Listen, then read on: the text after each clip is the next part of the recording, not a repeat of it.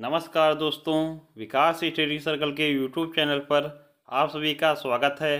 दोस्तों, आज 10 फरवरी 2023 से संबंधित जो महत्वपूर्ण करंट अफेयर है उस पर हम लोग चर्चा करेंगे।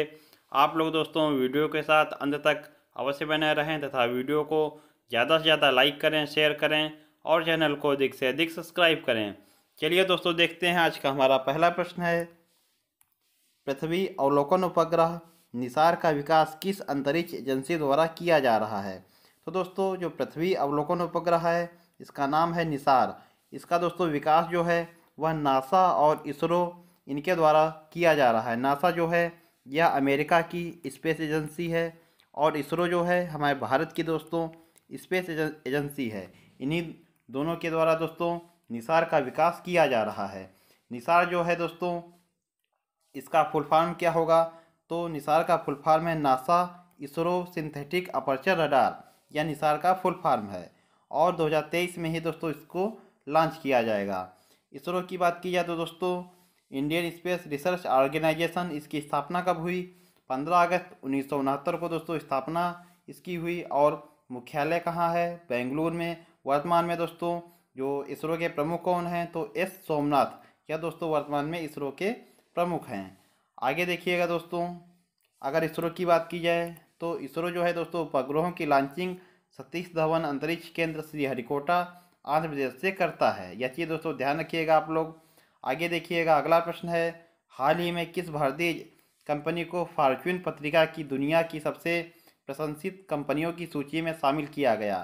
तो दोस्तों जो TCS है, टाटा कंसल्टेंसी सर्विसेज, इसे दोस्तों जो है फॉर्च्यून पत्रिका की दुनिया की सबसे प्रशंसित कंपनियों की सूची में शामिल किया गया। और इस सूची में दोस्तों पहली स्थान पर कौन है या पहला स्थान किसको मिला है, तो एप्पल कंपनी जो है इसे दोस्तों इसमें जो फॉर्च्यून पत्रिका है इसमें पहला स्थान दिया गया है। आगे देखिएगा, बात की जाए कि विश्व की सबसे शक्तिशाली महिला कौन है, तो उर्सुला वान जो है दोस्तों जो यूरोपीय संघ की अध्यक्ष हैं, यह दोस्तों वर्तमान में विश्व की सबसे शक्तिशाली महिला हैं, ध्यान रखिएगा।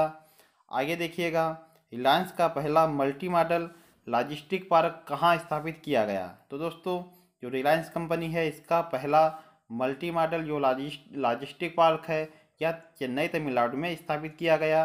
अगला प्रश्न है, भारत द्वारा भूकंप प्रभावित तुर्की सीरिया की मदद के लिए कौन सा अभियान प्रारंभ किया गया। तो दोस्तों ध्यान रखें, हाल ही में तुर्की में, जिसका नाम दोस्तों बदलकर अब तुर्की कर दिया गया, और सीरिया में, इन दोनों दोस्तों देशों में भारी जो भूकंप आया है इससे प्रभावित जो दोस्तों क्षेत्र हुए हैं उनमें भारत द्वारा जो मदद की जा रही है इसके लिए ऑपरेशन दोस्त जो है यह दोस्तों प्रारंभ किया गया। और यहाँ जो तुर्की और सीरिया में भूकंप आया है इसकी तीव्रता कितनी थी, तो 7.8 दोस्तों इसकी तीव्रता थी। आगे देखिएगा, अगर बात की जाए दोस्तों ऑपरेशन गंगा की, तो आपको पता होगा यूक्रेन से भारतीयों की वापसी के लिए ऑपरेशन गंगा प्रारंभ किया गया था। ऑपरेशन देवी शक्ति, तो अफगानिस्तान से भारतीयों की वापसी के लिए दोस्तों ऑपरेशन देवी शक्ति प्रारंभ किया गया। और ऑपरेशन दोस्त जो है दोस्तों यह जो तुर्की और सीरिया में भूकंप प्रभावित क्षेत्र हैं उनमें दोस्तों भारत द्वारा यह अभियान चलाया गया है, ध्यान रखिएगा। बात की जाए दोस्तों अनातोलिया या एशिया माइनर का पठार, यह कहाँ स्थित है, तो तुर्की में ही दोस्तों अनातोलिया या एशिया माइनर का पठार स्थित है। आगे देखिएगा, अगला प्रश्न है, भारत का पहला ग्लास इग्लू रेस्तरां कहाँ प्रारंभ किया गया। तो दोस्तों जो यह ध्यान रखिए दोस्तों, भारत का पहला ग्लास इग्लू रेस्तरां कहाँ प्रारंभ किया गया, तो गुलमर्ग जम्मू कश्मीर में। जो दोस्तों टुंड्रा प्रदेश में रहने वाले एस्किमो जनजाति के बर्फ़ के घर यह इग्लू कहलाते हैं। जो टुंड्रा प्रदेश में रहने वाले एस्किमो जनजाति के बर्फ़ के घर होते हैं उन्हें दोस्तों इग्लू कहा जाता है। आगे देखिएगा,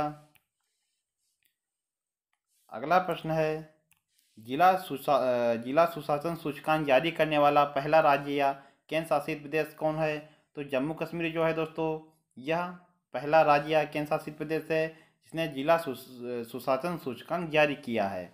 अगला है प्रश्न, ई गवर्नेंस मोड पर शिफ्ट होने वाला पहला राज्य या यूटी कौन है, तो जम्मू कश्मीर दोस्तों यह ई गवर्नेंस मोड पर शिफ्ट होने वाला पहला यूटी है।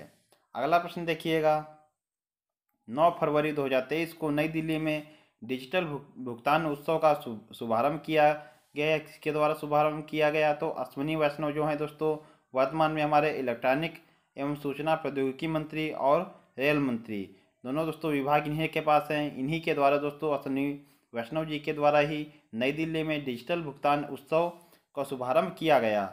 और कब किया गया? तो 9 फरवरी 2023 को। ध्यान रखें दोस्तों, यह उत्सव जो है 9 फरवरी से 9 अक्टूबर तक चलेगा। अगला है दोस्तों प्रश्न देखिएगा, जनधन योजना यह कब प्रारंभ की गई? तो 28 अगस्त 2014 को दोस्तों जनधन योजना प्रारंभ की गई। और यह दोस्तों वित्तीय समावेशन की विश्व की सबसे बड़ी योजना है। यह भी ध्यान रखें दोस्तों, विश्व की सबसे बड़ी योजना, वित्तीय समावेशन की विश्व की सबसे बड़ी योजना है जनधन योजना। और कब प्रारंभ की गई? तो 28 अगस्त 2014 को। आगे देखिएगा, जो स्वच्छ अमृत महोत्सव है यह दोस्तों कब से कब तक चला? तो 17 सितंबर 2022 से 2 अक्टूबर 2022 तक। 17 सितंबर जो है दोस्तों यह हमारे जो प्रधानमंत्री जी हैं नरेंद्र मोदी जी, इनका दोस्तों जन्म दिवस है नरेंद्र मोदी जी का। और 2 अक्टूबर आपको पता होगा महात्मा गांधी जी का जन्म दिवस है। तो दोस्तों जो स्वच्छ अमृत महोत्सव है यह 17 सितंबर 2022 से प्रारंभ हुआ और 2 अक्टूबर 2022 को समाप्त हुआ। आगे देखिएगा, अगला प्रश्न है, गति शक्ति जो विश्वविद्यालय है इसके पहले चांसलर कौन है? तो दोस्तों मैंने बताया अभी ऊपर आपको कि जो रेल मंत्री वर्तमान में हमारे अश्विनी वैष्णव जी हैं, इन्हें ही दोस्तों गति शक्ति विश्वविद्यालय का पहला चांसलर नियुक्त किया गया है। और जो दोस्तों गति शक्ति विश्वविद्यालय है यह स्थित कहाँ है? तो वडोदरा गुजरात में। आगे देखिएगा, अगला प्रश्न है, किस राज्य द्वारा सार्वभौमिक और प्राथमिक स्वास्थ्य सुविधाएं प्रदान करने के उद्देश्य से 108 नम्मा क्लिनिक लॉन्च किए गए हैं? तो दोस्तों ध्यान रखें, किस राज्य द्वारा सार्वभौमिक और प्राथमिक स्वास्थ्य सुविधाएं प्रदान करने के उद्देश्य से 108 नम्मा क्लिनिक प्रारंभ किए गए? तो कर्नाटक के द्वारा। कर्नाटक में वर्तमान में दोस्तों सीएम कौन है? तो बसवराज मुंबई जो हैं ये वर्तमान में कर्नाटक के सीएम हैं। और इन्हीं के द्वारा दोस्तों जो नम्मा क्लिनिक हैं यह प्रारंभ किए गए हैं, इन्हें लॉन्च किया गया है। आगे देखिएगा, बात की है एशिया की सबसे बड़ी हेलीकॉप्टर फैक्ट्री कहाँ स्थापित की गई? तो कर्नाटक के दोस्तों तुमकुर स्थान पर एशिया की सबसे बड़ी हेलीकॉप्टर फैक्ट्री जो है यह स्थापित की गई है। और किसके द्वारा की गई? तो दोस्तों HAL के द्वारा, जो हिंदुस्तान एरोनॉटिकल लिमिटेड है, इसी के द्वारा दोस्तों यह हेलीकॉप्टर फैक्ट्री स्थापित की गई है। अगर आपसे पूछा जाए कि ऊपरी भद्रा परियोजना जो है यह किस राज्य से संबंधित है? तो कर्नाटक राज्य से। कर्नाटक राज्य में दोस्तों जो सूखा प्रभावित क्षेत्र हैं उनमें दोस्तों उन्हीं के लिए यह परियोजना प्रारंभ की गई है, ऊपरी भद्रा परियोजना। इसका दोस्तों उल्लेख इस बार बजट में भी किया गया था, तो ध्यान रखें ऊपरी भद्रा परियोजना किस राज्य से संबंधित है? कर्नाटक से। अगला प्रश्न है, हाल ही में प्रकाशित विक्ट्री सिटी उपन्यास के लेखक कौन हैं? तो दोस्तों जो विक्ट्री सिटी उपन्यास है इसके लेखक हैं सलमान रुश्दी जी। क्या ध्यान रखें दोस्तों, जो विक्ट्री सिटी है उपन्यास इसके लेखक कौन हैं? तो सलमान रुश्दी जी। यह ब्रिटिश भारतीय लेखक हैं। तो या दोस्तों उपन्यास इनका ध्यान रखें आप लोग। आगे देखिएगा, अगला प्रश्न है, साहित्य अकादमी पुरस्कार 2022 हिंदी भाषा के लिए किसे दिया गया? तो बद्री नारायण जी जो हैं इन्हें दोस्तों हिंदी भाषा के लिए साहित्य अकादमी पुरस्कार 2022 से सम्मानित किया गया था। और इनका दोस्तों जो तुमड़ी के शब्द हैं इन्हीं के लिए दोस्तों इन्हें साहित्य अकादमी पुरस्कार दिया गया है। अगला है दोस्तों प्रश्न, मिडनाइट चिल्ड्रन और क्विचोटे पुस्तक जो है यह किसकी है? तो यह दोस्तों यह पुस्तक भी सलमान रुश्दी जी की ही है, मिडनाइट चिल्ड्रन और क्विचोटे पुस्तक। ध्यान रखें। और इसके ऊपर दोस्तों जो विक्ट्री सिटी पुस्तक है उपन्यास इनका, यह भी सलमान रुश्दी जी का ही है, तो ध्यान रखें दोस्तों। आगे देखिएगा, अगला प्रश्न है, सुरक्षित इंटरनेट दिवस कब मनाया जाता है? तो 7 फरवरी को दोस्तों सुरक्षित इंटरनेट दिवस मनाया जाता है। उद्देश्य क्या है? तो साइबर अटैक को रोकना, यह दोस्तों इसका उद्देश्य है। सुरक्षित इंटरनेट दिवस 7 फरवरी को मनाया जाता है। अगला प्रश्न है, ATD पुरस्कार 2023 से किसे सम्मानित किया गया? तो दोस्तों जो ATD पुरस्कार 2023 है इसे सम्मानित किया गया है NTPC को।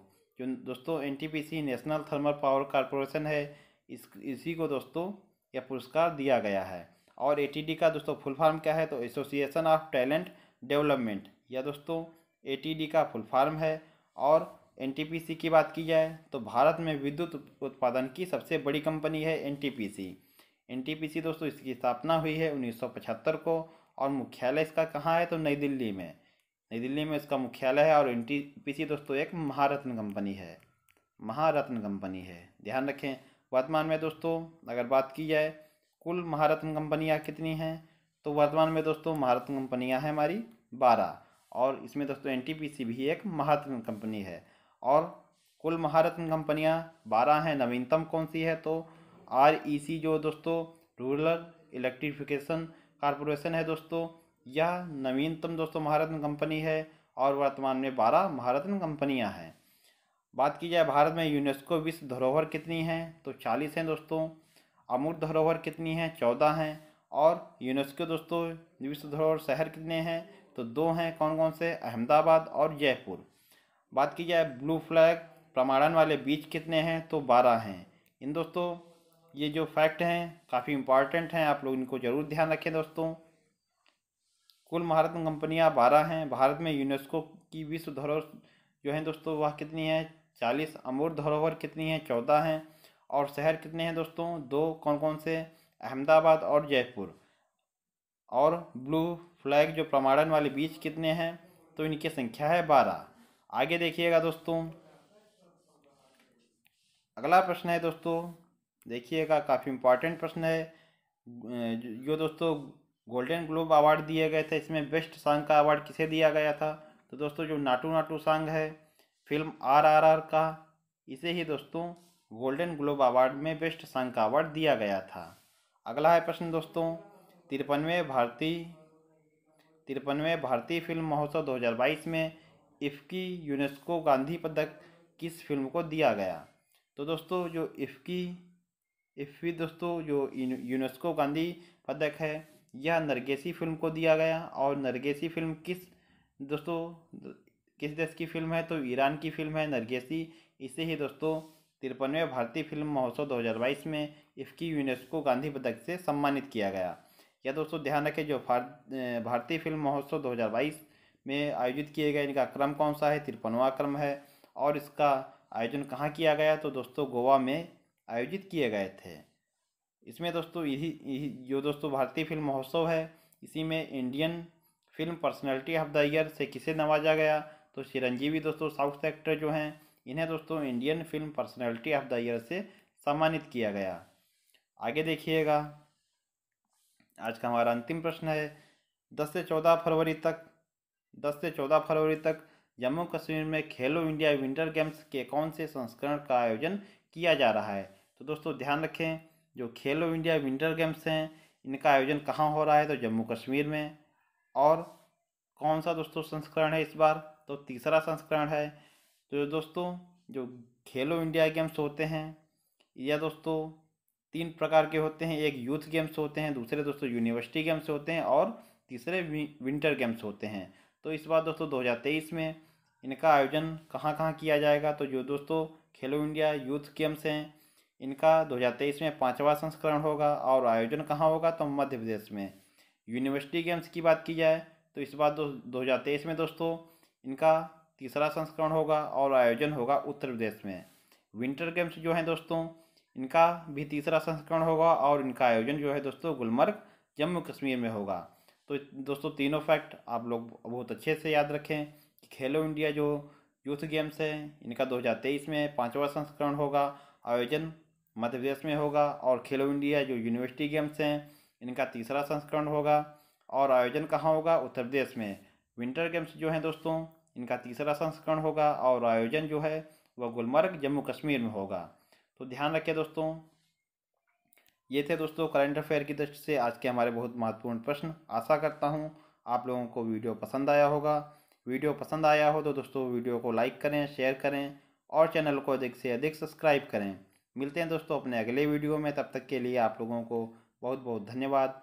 जय हिंद दोस्तों।